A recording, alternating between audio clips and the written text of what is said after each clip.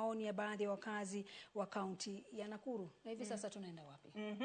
Tunaenda Nyeri, lakini kwanza just to remind you that the hashtag is Citizen Big Conversation or hashtag Finance Bill 2024, hashtag Citizen Big Conversation, hashtag Finance Bill 2024.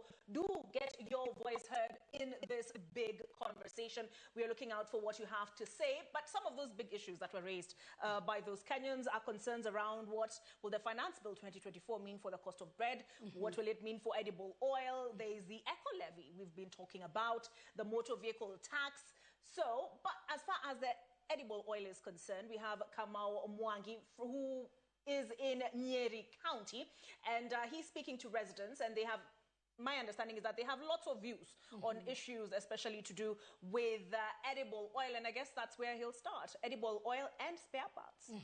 Kwa hivyo tuweze kukutana naye kama Mwangi kutoka kaunti ya Nyeri, atujuze mengi zaidi akiwa na wakazi wa kaunti ya Nyeri. Naam, swala la kuongezeka kwa bei ya bidhaa muhimu wanazozitumia wafanyabiashara wadogo kufuatia mapendekezo yaliyoko kwenye mswada wa fedha mwaka 2024-2025 limeonekana kuwakera wengi hapa katika kaunti ya Nyeri. Tulianza kwa kuzungumza naye Yvonne Njeri ambaye ni mmiliki wa hoteli ndogo, na alikuwa na haya ya kusema. Finance bill ya kuongezea mafuta inatuturn down kiasi, kwa sababu manake hiyo mafuta ndio tunatumia kupika. Na kisha wakishaongezea bei, itabidi sasa sisi tuongezee bei kwa customer wetu kwa chakula ambayo tunaipika, na hiyo kiasi biashara itarudi chini, kwa manake watu wataprefer kubeba chakula yao wanakula. Sasa kama sabuni wakiongezea na ndio tunatumia kuosha kama vyombo, itabidi tumeongezea customer wetu bei, na sasa food zikiwa price ya juu, unaona customers kidogo wanapungua. Sasa hiyo biashara inarudi chini. Hii finance bill inatupeleka vibaya.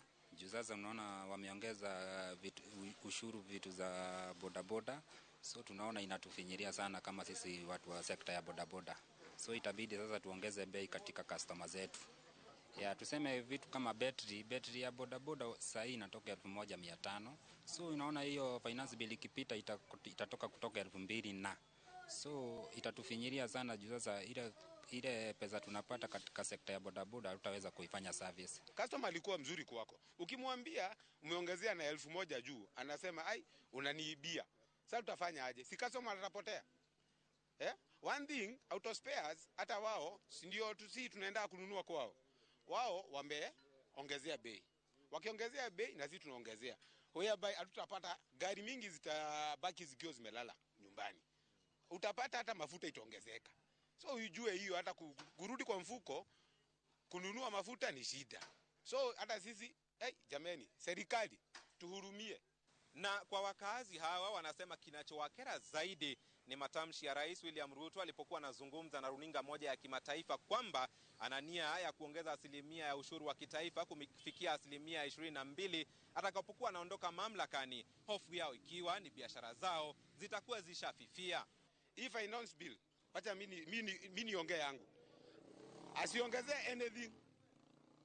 Na hii tax anatulipisha, atoe hiyo kodi.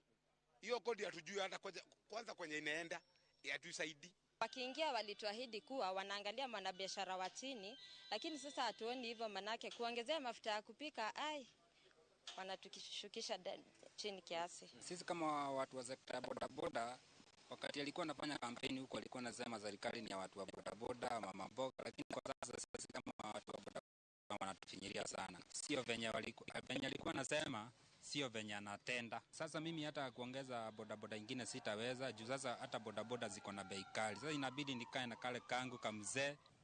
Ndizo semi za kati ya wafanyabiashara kutoka kaunti ya Nyeri kuhusu mswada wa fedha mwaka 2024-2025, wakitumainia kwamba mapendekezo yao yatasikizwa. Kutoka kaunti ya Nyeri, mimi ni Kamau Mwangi.